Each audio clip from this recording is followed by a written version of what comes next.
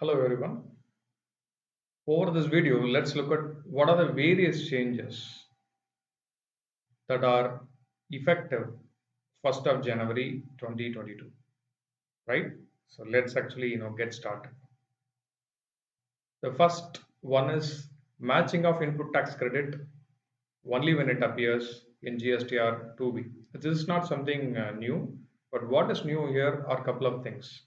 Earlier, Rule 36.4 had no nexus to any underlying provisions. Now, the new provision is actually added in Form Class AA under Section 16, subsection 2, right? So, the very condition, unless you cite in GSTR 2B, you are not supposed to avail ITC, is actually now embedded as part of the provision.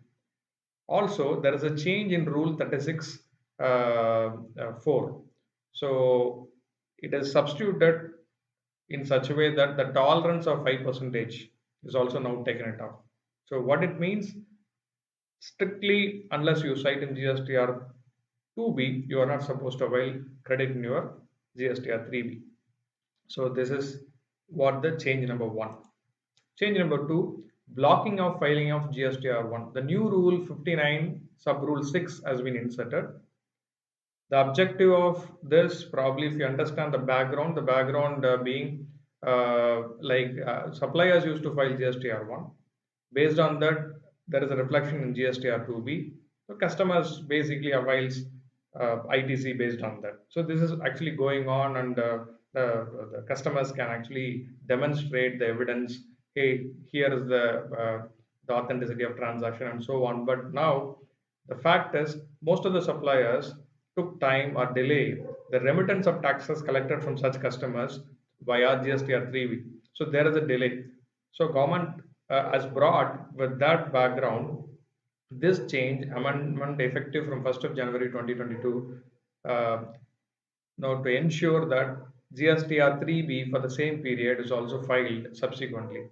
In the absence of filing of GSTR 3B, one cannot move on and filing GSTR 1 of the following tax period. So, which is blocked. That is what this amendment is all about. The next one is recovery of taxes without issuing show cause notice. Typically, any proceedings under section 73, 74, as you know, typically notice will be issued, then show cause notice will be issued, then order will be issued. So this is a typical procedure. Now, the recovery procedure mentioned under 79 basically empowers the officer, especially for the cases where there is a mismatch between GSTR 1 and GSTR 3B. If there is a mismatch between these two, any proceedings actually initiated under section 73, 74, the recovery proceedings undertaken under section 79 empowers the officer to carry on with the recovery even before issuing a proper show cause notice. This is probably something very important that the taxpayer should actually bear in mind. The new explanation inserted under a provision section 75 subsection 12 to this effect. Please bear this in mind, which might probably put taxpayers really under the clip. The next one is increased scope of provisional attachment of property. The new section provision is inserted section 83 subsection 1.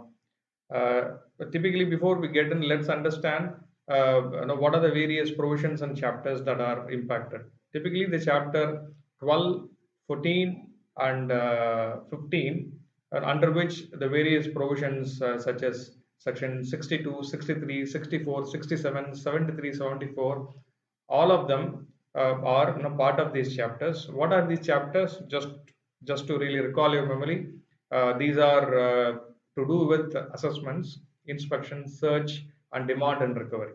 So any proceedings undertaken under these chapters or under these specific provisions, okay, the proper officer has authority to provisionally attach the property of the taxpayers or any other person. The catch is any other person is something that we need to understand it better. There is a new clause 1A under the provision section 122 has been included, wherein that any other person is also defined. First of all, let's understand what is section 122. Section 122 talks about various offences, okay, for which penalty will be levied to the person who is actually connected with those offences. From that, class 1, class 2, class 6, class 9 has been picked up under this 122 1A. What is class 1? When you do a cash sales without issuing a tax invoice, that's a contravention. That's a violation.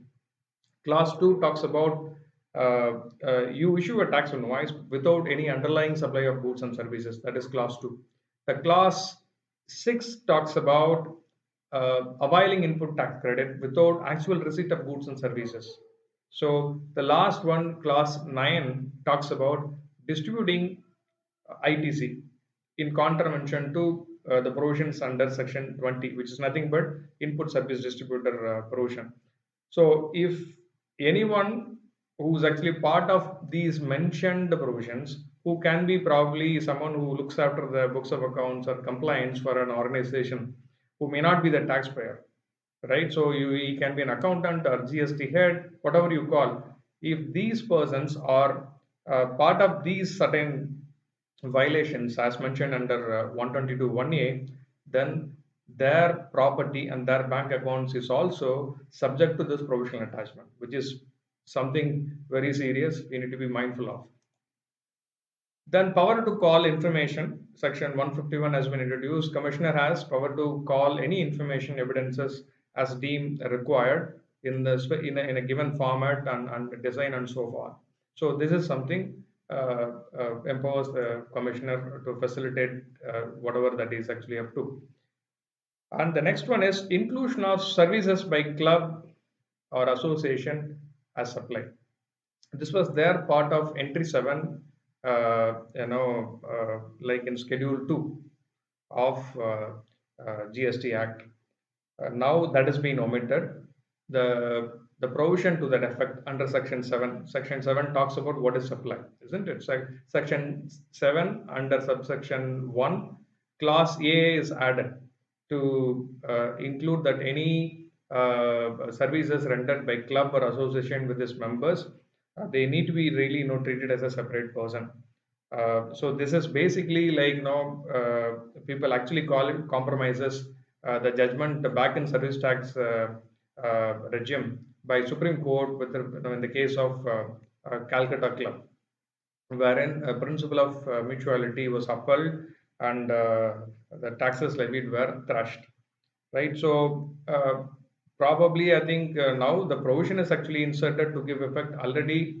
If you recall, Schedule 2 had a reflection, right? Schedule 2 talks about whether the supply is a goods or services. So it categorically any goods supplied by club to its members was actually included in under entries 7 of Schedule 2.